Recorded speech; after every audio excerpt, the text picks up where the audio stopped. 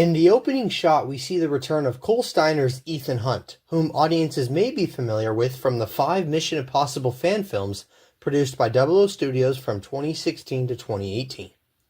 After Marty triggers the alarm, the song Mr. Blue Sky begins to play, which is a reference to the opening scene of Guardians of the Galaxy Volume 2. Back to the Third Future also sees the return of director Josh Balmer's childhood home as a filming location, a location used for many videos such as the Adventures of Darth Momo series, Breakfast Brawl, and Criminals. When driving in the car, Doc references getting caught up with the Egg Cartel. This is a reference to previous iterations of the story which saw the Egg Cartel as the primary antagonist of Back to the Future 3. Doc mentions trading the DeLorean with some asshole from Dimension C-137. This is of course a reference to Rick Sanchez of the Rick and Morty TV series, and while initially a throwaway line to explain the different DeLorean, these events were later realized in a scene in the special edition of Back to the Future Part 2. When Doc tells Marty about discovering an alternate dimension, he mentions being at one of Birdman's parties. This is a reference to Birdman from Rick and Morty. During the flashback scene where Doc wakes up in an alternate dimension, the dialogue of the scene as well as the way it is shot is a direct reference to the end credit scene of Loki Season 1 Episode 4. In the flashback scene, alongside female Doc, we also see actor Cole Steiner wearing a Whitecap shirt, which is a reference to his profession, and we also see a stuffed animal monkey, a reference to one of Cole's nicknames. When Doc says the line, "We just need one person," this is a reference to Legends, a short film produced by Nuclear Films, where the character Lindsay Shaw tells Dr. Cross they just need one soldier. When Marty slides across the top of the car hood, this is a reference to the first installment where he does the same thing. When Doc and Marty refer to the extra filming time, this is absolutely a fourth wall break, in a similar style as the so-called Merc with the Mouth. Back to the Third Future also sees the return of Cole Steiner's Indiana Jones, from the 00 Studios Indiana Jones fan film trilogy that came out from 2016 to 2018. The artifact Indiana Jones is attempting to retrieve is actually a miniature statue of the Angel Moroni, something commonly found atop temples of the Church of Jesus Christ of Latter-day Saints. Eagle-eyed viewers may also realize the location Indiana Jones is in for his archaeological endeavor is actually the interior of the Indiana Jones theme park ride from Disneyland. When Doc mentions getting the kit for the apocalypse ready, that is a reference to the line from the first installment where Marty mentions getting the kit for the Cowboys, implying Doc and Marty have different kits for different types of realities.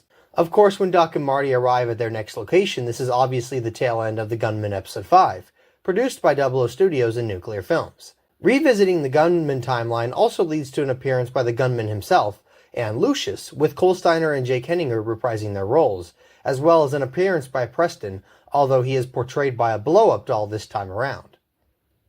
When Doc gets out of the car, he says, "Come with me if you want to live." This is a classic quote uttered by none other than the Terminator. Doc also burps in this scene, an homage to a signature characteristic of Rick Sanchez from Rick and Morty. After leaving the Gunman universe, Marty tells Doc he feels like they ended what could have been an epic finale, to which Doc claims the TVA will fix it. This is of course a reference to the TVA of the Marvel Cinematic Universe. Doc also claims the story will be told as Legos or animation someday.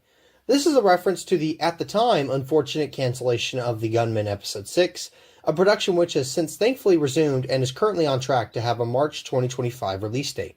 At several points in the video, a Batman mask can be seen on the dashboard, implying that Doc and Marty also visited the timeline of the 00 Studios Batman fan films off-screen, an encounter that was originally in the script, but was unfortunately not shot due to scheduling conflicts. When Marty asks Doc who's next, Doc pulls out a list that has several names on it, several of which are characters already revisited in the video, such as Ethan, Indy, and Gunman. Also present is Batman, Solo, who appears in the following scene, and the word chess is mentioned, which is a reference to the Chess series of short films jointly produced by 00 Studios, The Web Shark, and Nuclear Films. After Marty asks Doc who's next, Doc replies with, "I have a bad feeling about this." This is a classic line from the Star Wars franchise, implying where the main characters are headed next. Han Solo makes an appearance, with Cole Steiner reprising the role from the Nuclear Films Star Wars fan film, Star Wars A Fool's Errand. Han makes the statement, "Man, I really need to find my co-pilot." This is a reference to the fact that the writers of Star Wars A Fool's Errand made the foolish decision to clash with Star Wars canon and not include Chewbacca or plausibly explain his absence in the Star Wars fan film. This line attempts to rectify that by implying Solo was temporarily separated from Chewbacca and is now on the hunt to find him. Doc and Marty drive the DeLorean in space, referencing the events of F9, the Fast Saga. The reference to the Fast and Furious franchise is only further highlighted by the reference of only needing family, a sentiment often emphasized by the franchise's main character Dom Toretto, as well as the music cue of See You Again.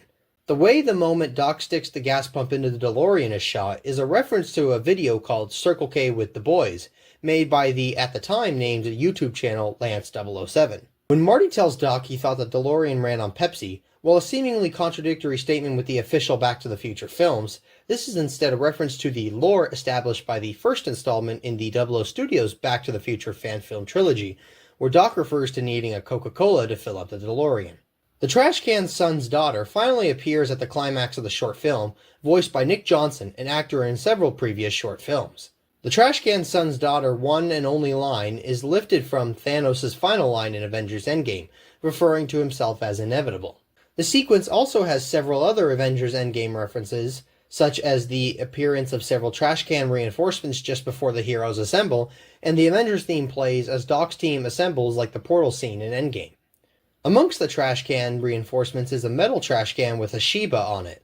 This is a reference to an infomercial created by 00 Studios, an infomercial which has since been removed from public access. Also amongst the trash can reinforcements is a CGI dinosaur. This is a reference to the Jurassic Park fan film produced by 00 Studios in 2017. The scene where the heroes attack the trash can's son's daughter is directly inspired by the printer scene from Office Space. After the death of the trash can, the Quick Trip guy says, "That's a dead trash can." This is a reference to Chess in the Cabin, where a character also portrayed by Kyle Plummer is playing on a wooden horse and pretends he's riding out into the wilderness, saying, "That's a dead Indian, horsey." Whether or not these two are the same character, that's up to audience interpretation. When Doc says, "At last, the evil trash can son's daughter is dead," this is a reference to the YouTube video How It Should Have Ended Star Wars Episode 3 Revenge of the Sith, where Anakin says, "At last, the evil Lord of the Sith is dead," right before Darth Jar Jar appears. Egg Cypher, the head of the Egg Cartel, is inspired by the iconic Bill Cipher of Gravity Falls and is accompanied by the iconic Gravity Falls theme to complete the reference. When Egg Cypher speaks, he speaks in Animalese, the language of the Animal Crossing universe. This is also accompanied by the classic Animal Crossing speech bubble, this specific one being pulled from Animal Crossing New Leaf. Marty starts rapidly shooting Egg Cypher's dead corpse, a reference to when he did so in Part 1 to the cowboy's great-grandson. When Lucius betrays the group and shoots female Doc, he says, "Looks like we got a 24-karat run of bad luck," which is a reference to the Fallout franchise, which is fitting as Fallout is the primary source of inspiration for the Gunman franchise where Lucius originates from. The pistol Lucius uses is one of the gunman's classic silver weapons, possibly implying Lucius also betrayed the gunman and stole at least one of his signature weapons from him.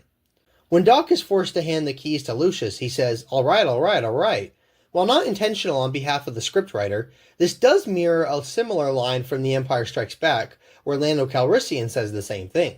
Before Lucius drives off, he mentions he's going to Vegas, which works as a double reference between Fallout as well as actor Jake Henninger's love for Vegas.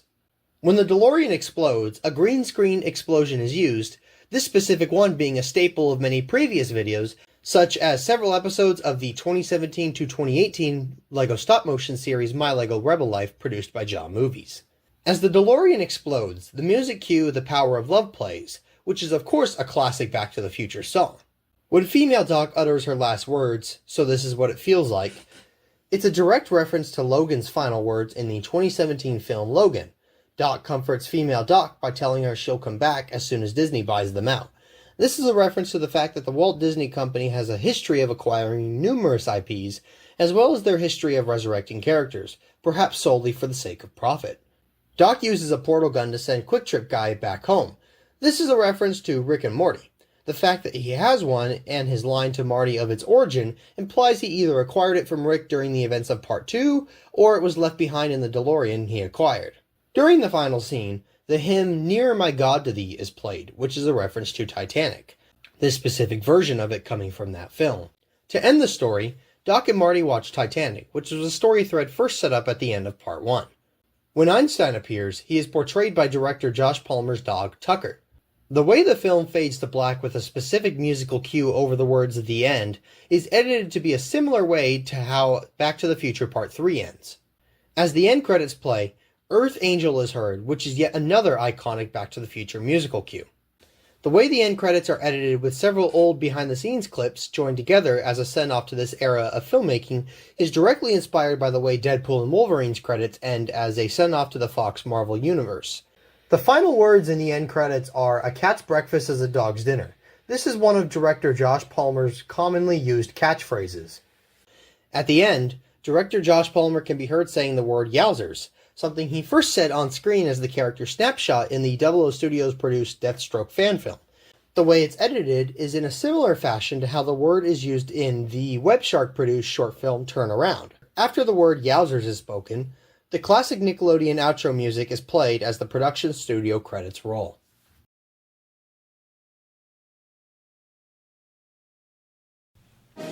Thanks for watching. Please subscribe to the channel.